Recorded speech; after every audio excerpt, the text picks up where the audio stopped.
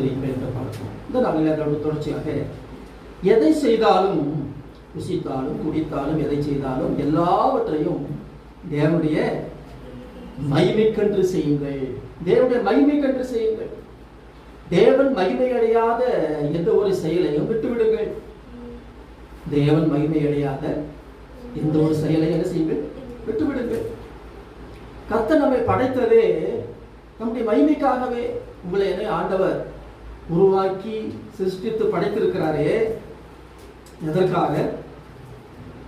அவருடைய மகிமைக்காக. அவருடைய மகிமைக்காக, கர்த்தருடைய மகிமைக்காகத்தான் நம்ம உருவாக்கி சிருஷ்டித்து என்ன செய்திருக்கிறார்? படைத்திருக்கிறார். I have created you for my glory அப்படிங்கிறார். என்னுடைய மகிமைக்காக தான் உங்களை சிருஷ்டித்திருக்கிறேன் என்று சொல்கிறார்.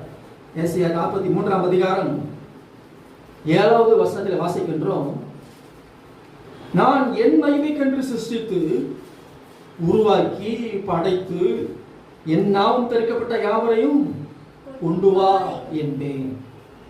ஒவ்வொரு திசையை நோக்கி சொல்லுவாராம். வடக்கை நோக்கி சொல்லுவாராம் கொடு என்றும், தெற்கு திசையை பார்த்து சொல்லுவாராம் வைத்திராதே என்று சொல்லி, தூரத்திலிருந்து என் குமாரனையும் பூமியின் கடையாந்திரத்திலிருந்து என் குமாரத்திகளையும் என் மகிமைக்கென்று சிருஷ்டித்து உருவாக்கி படைத்து நாமம் தரிக்கப்பட்ட யாவரையும் கொண்டு வா என்பேன். அப்ப நீங்கள் நானும் யாருக்காக படைக்கப்பட்டிருக்கிறோம்? கர்த்தருடைய மகிமைக்காக. ஆமென் சொல்லுங்க. வாய்த்திருந்து கர்த்தருடைய மகிமைக்காக நீங்கள் நானும் படைக்கப்பட்டிருக்கிறோம். இந்த அன்பானவர்களே, அது மாத்திரமல்ல, கர்த்தர் சொல்கிறார், நான் உன்னிலே மகிமைப்படுவேன் என்று கர்த்தர் சொல்கிறார்.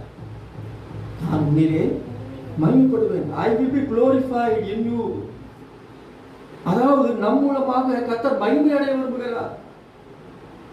அந்த ஜீவியத்தின் மூலமாக, அந்த வார்த்தைகள் மூலமாக, நம்முடைய கிரியைகளின் மூலமாக கர்த்தர் என்ன விரும்புகிறார்? மகிமை அடைய விரும்புகிறார். ஏசாயா 49ஆம் அதிகாரம் 3வது வசனத்தில் பார்க்கின்றோம், அவர் என்னை நோக்கி, நீர் என் தாசன் இஸ்ரவேலே, நான் உன்னில் மகிமைப்படுவேன் என்றார். I will be glorified in you. நான் உன்னிலே மகிமைப்படுவேன். அதன் நோக்கம் என்ன? நம்மளுமாக அவர் மகிமை அடையணும், நம்மிலே அவர் மகிமைப்பட வேண்டும் என்று தெரிந்து கொள்கிறார். அல்லேலூயா.